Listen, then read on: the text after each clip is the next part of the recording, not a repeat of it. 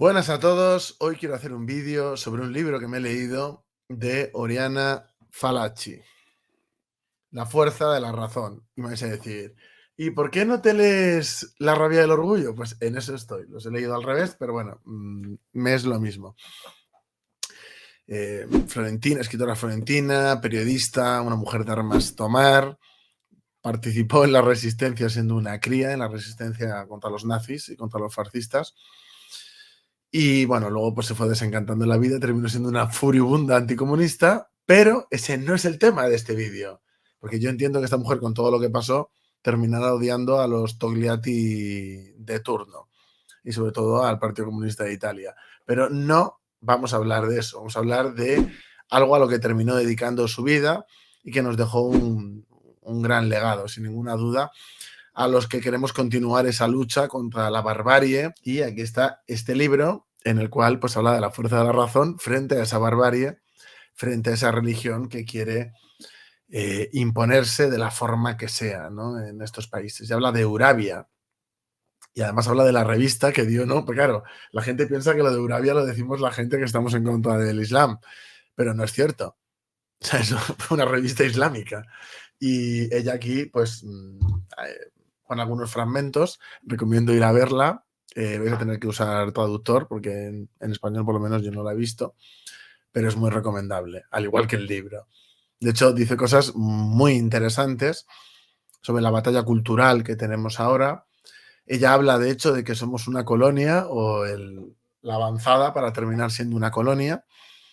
Habla de que la Unión Europea está totalmente al servicio de que el Islam se termine imponiendo en Europa y da muchos argumentos de por qué es así, incluyendo análisis de las leyes y de las actuaciones de la gente que dominaba en esos años la Unión Europea, que ahora ha seguido igual. Este libro es la edición de 2004, ella muere muy poco después. Han pasado 20 años, el libro seguramente es fuera del año anterior y aquí lo tenemos en... o sea, aquí en España me refiero, en castellano la edición sería de un año después, sería de 2003, es de después del 11S y para ella es un antes y un después.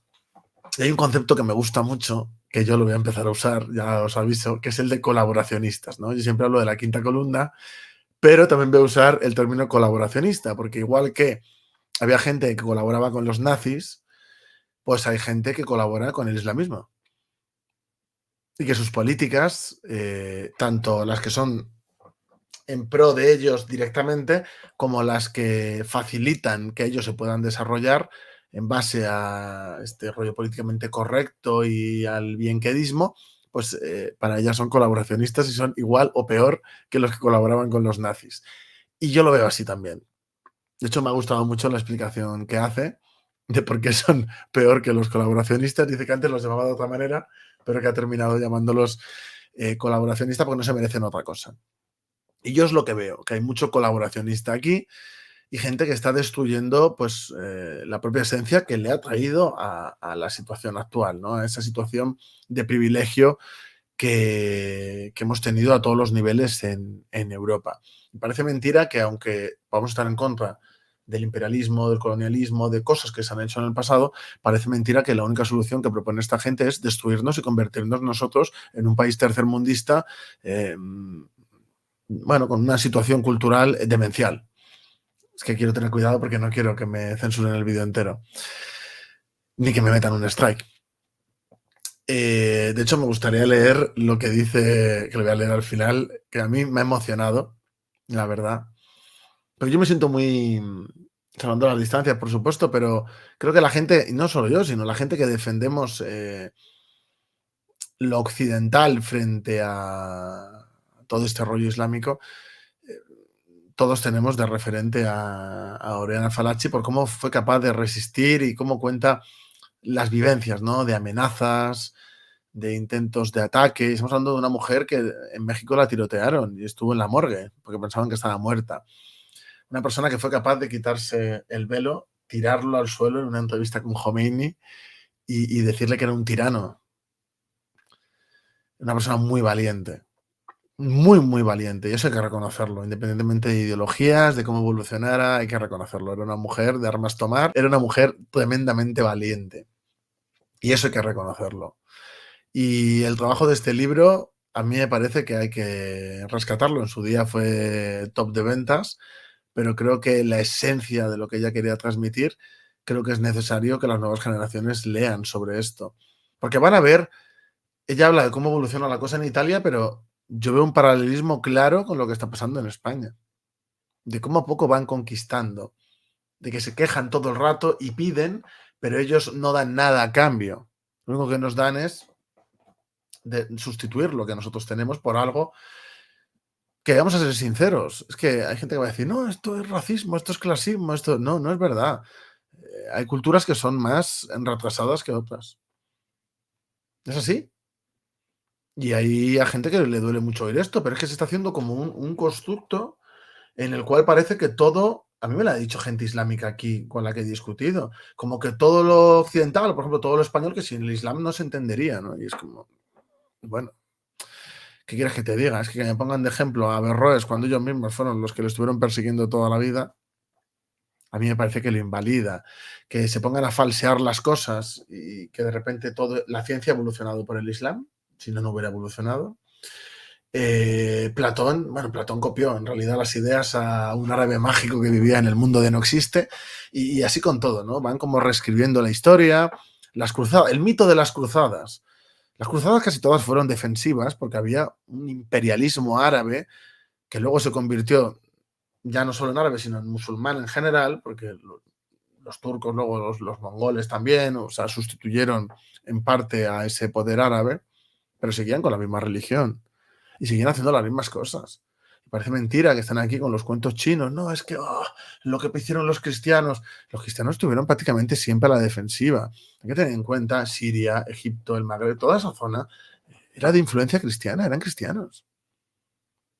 O sea, dejaron de serlo porque esta gente invadió y barrió a sangre y fuego. No, es que en los Balcanes hay países, en los Balcanes estuvieron ocupados militarmente por los islámicos exactamente igual. Y era algo forzoso. Hicieron verdaderas escabechinas. Y parece no, no, es que los españoles en América y los turcos en Constantinopla, ¿qué? ¿Y en Grecia? ¿Y en Chipre, que todavía están? ¿Y en Armenia ahora? Es que parece mentira que no aprendemos. No aprendemos. O sea, es que es una religión guerrera. O sea, es que quieren imponer. Cuando vienen aquí, mayoritariamente no se integran, ni se asimilan. Al revés, hay choques constantes. Y hay que respetar lo suyo y retirar lo nuestro. No es que la cruz me ofende. Pues ya ha llegado un momento en que quiero que esté. No quiero que esté en sus cosas. Que lo vivan en su casa o que lo vivan en su país. No es que hay que meterlo en la escuela. No, en la escuela aquí no tiene que estar. No, es que los países como Arabia, claro, es una república islámica. Si vas allí ya sabes lo que hay. Y aquí no. Pues habrá que. Pues es lo que dice un poco Falachi. Yo cada vez lo pienso más. La libertad de culto es fantástica, pero con determinada gente que está a la ofensiva, pues a lo mejor hay que empezar a analizar que a lo mejor deberíamos de ser más estrictos con ellos en concreto. Más que nada porque están a la ofensiva contra lo nuestro. Cuando Falachi, por ejemplo, habla de lo occidental, a mí me encanta, porque lo occidental, no es que Occidente sin el Islam, o sea, lo que son las bases grecolatinas, etcétera, aquí luego San Agustín que lo rescata y lo fusiona, ¿no? Lo mete dentro de lo cristiano. O sea, todo ese proceso es anterior incluso a que ellos existan como religión. O sea, es que parece mentira, pero es que es algo que estaba mucho más atrasado que lo que se concibe como que es Occidente. La gente dice, no, Europa no existe, es algo artificial, porque ni siquiera es un continente. Bueno, pero es que la sociedad humana, por esa regla de tres, también es un constructo. Pero es un constructo que es real, que está basado en la realidad y en ese desarrollo en el tiempo. Pero es que hay gente que parece que no lo entiende. Y no entiende que la cultura que tenemos aquí, la identidad, etcétera, por supuesto, cuando te mezclas con otros pueblos se enriquece. Pero una cosa es enriquecer y otra cosa es pensar que ellos son los que nos han hecho progresar en la vida. Y no es cierto, no es cierto. La idea de España, de la cristiandad aquí, etcétera, se construyó en pugna contra ellos y se les terminó echando de los reinos de la península. Se les echó. Esa construcción nacional y de identidad, etcétera, se construye en pugna contra ellos. Me hace gracia cuando van por ahí, mira, esto es nuestro, porque tiene no sé qué. Y en Estambul, ¿Estambul de quién es? Es que Estambul, en la Primera Guerra Mundial, tendría que haberla recuperado Grecia. Y habría que haber echado a los turcos. Eso es lo que tendría que haber pasado. Justo ahí. Primera Guerra Mundial. Fuera. Fuera de Europa. Pero claro, decir esto ahora... ¿Cómo puedes decir esto si llevan generaciones? ¿Qué pasa? ¿Y por qué ellos dicen que quieren recuperar? Hay sectas islámicas que lo dicen, que quieren recuperar al Andalus. ¿No han pasado generaciones tampoco? Es que es la quinta columna, son los colaboracionistas. Son gente profundamente estúpida que intentan retorcer la realidad para adecuarla al relato fantástico de esta gente.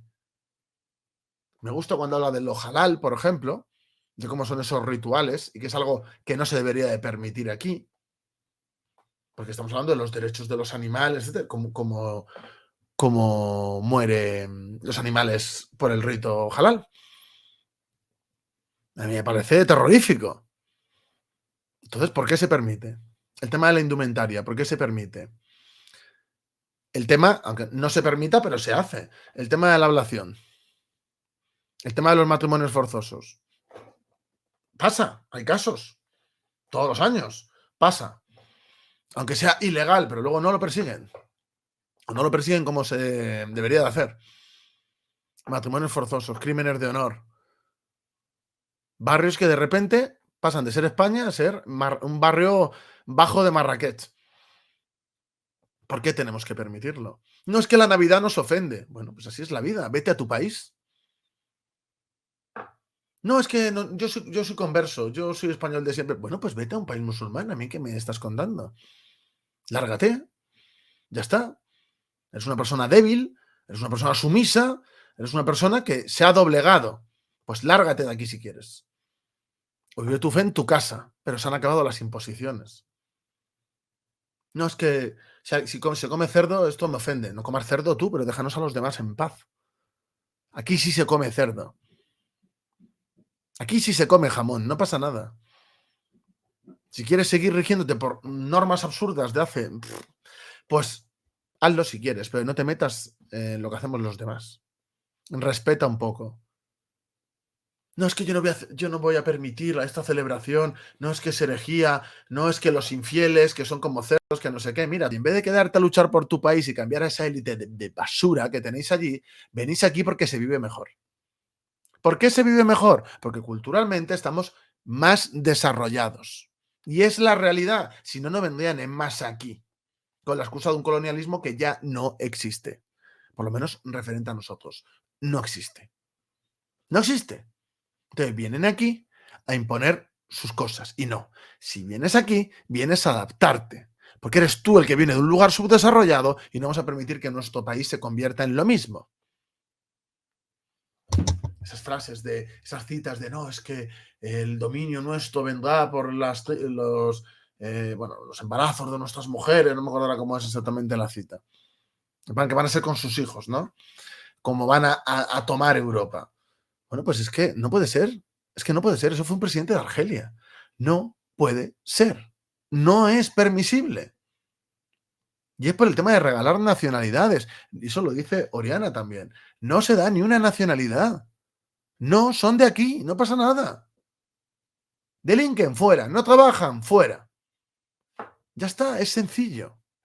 Es muy sencillo. Y todo esto viene por cuando nos metimos en la Unión Europea y se acabó con el ius sanguinis. Porque si se dan nacionalidades, tiene que ser como algo extraordinario y tiene que ser como algo que ponga en valor ser español, no como que ser español puede ser cualquiera por estar aquí 10 años, que eso es nada, eso no es nada. Eso no es absolutamente nada. Y ella habla todo el rato de la cuestión migratoria, de que no se tiene que permitir.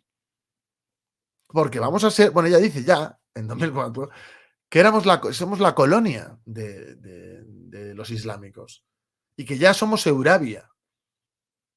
No hay más que ver, y esto ya no lo ha visto, cómo en Alemania, en determinados sitios, se deja actuar a la policía de la moral como algo de su cultura y que en su zona pues tiene validez. ¿Perdona? A esa gente lo que hay que hacer es deportarla, que se vuelvan a Turquía. Alemania no es su sitio. ¿Qué policía de la moral? No hay policía de la moral. Largo de aquí. Largo de aquí. Con la inmigración irregular, fuera todos. No se regula a nadie. Fuera. Si has entrado de forma ilegal, te largas de aquí. Pero claro, con los políticos que tenemos, pues es muy difícil. Incluso ella al final se muestra optimista. Dice que hay esperanza. De hecho, voy a leer, esto seguramente me lo corte Pau, pero voy a leer una parte del final que a mí me emociona bastante.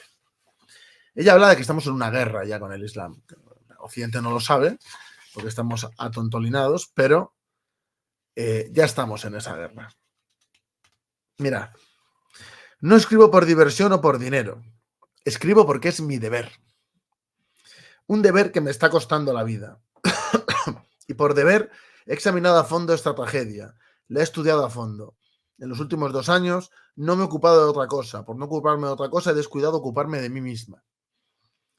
Y me gustaría morir pensando que tanto sacrificio ha servido para algo. Hombre, pues yo creo que sin duda sí que ha servido, Oriana, desde luego que sí. Y me gustaría leer un poco más. Que no me ha ocurrido como aquel padre que le explicaba a su hijo dónde está el bien y dónde está el mal, mientras el hijo en vez de escucharlo cuenta hormigas y después bosteza, y 100 eran 100. En Mi Despierto Occidente, que es un artículo muy bueno de ella, decía que habíamos perdido la pasión, que es necesario reencontrar la fuerza de la pasión. Y Dios sabe que es cierto. Para no acostumbrarse, para no resignarse, para no rendirse, es necesaria la pasión. Y eso es una cosa que me dice mucha gente, es que eres muy optimista, es que tienes como mucha pasión. Sin pasión no cambiamos nada. Necesitamos esa pasión. Necesitamos esa pasión para que Europa no deje de ser Europa y se convierta en Eurabia. Haré mucho más trabajo sobre esto, pero ya es hora de perder el miedo. Y ella lo dice, que la gente, una tía que era partisana antifascista, en la liberación de Italia. Esta persona, ¿vale? La izquierda radical, extremista, antifa, etcétera, decían que era fascista. Y no solo eso, sino que decían que era una reaccionaria y que, bueno, que el papel que tenía de todo, ¿no? Los ataques más furibundos que sufrió esta mujer fue por parte de la izquierda y de los comunistas italianos que dan verdadera, grima, pena por lo que fueron y lo que se convirtieron y desde luego mucho asco. Y eso es lo que más sufrió ella. ¿Quién nos ataca más a nosotros? ¿Quiénes son los que más nos atacan? La izquierda. ¿Por qué? Porque está al servicio de que Europa se convierta en un estercolero multicultural. Y ella habla de que hay 3 poderes que son los que están echando a perder todo. Y es la izquierda, la derecha y la iglesia. Y hemos visto hace poco aquí en España que la conferencia episcopal apoya las regulaciones masivas que han propuesto los de Podemos. Porque los que están detrás de todo esto son los de Podemos. Que quieren regular a todo el mundo que está viviendo aquí. La iglesia está tirando piedras contra su tejado. Está permitiendo esta islamización, la está dando como por hecho y quieren llevarse bien con ellos para que puedan seguir haciendo sus cosas, pero bajo el dominio de esta gente. Vamos a ser ciudadanos de segunda. Los no musulmanes vamos a ser ciudadanos de segunda y eso no puede ser. Yo discutiendo con uno aquí en Leganés me dijo, pero es que nosotros aquí también somos ciudadanos de segunda. Mentira. Mentira. Aquí hay igualdad ante la ley. Lo que tendréis que ser es no nacionales, administrativamente, porque no sois de aquí. Aunque hayáis nacido aquí, no sois de aquí, pero administrativamente sí. Y eso debería de cambiar también. Porque ser español es más que un documento. Ser español es más que recibir una paguita. Es mucho más ser español.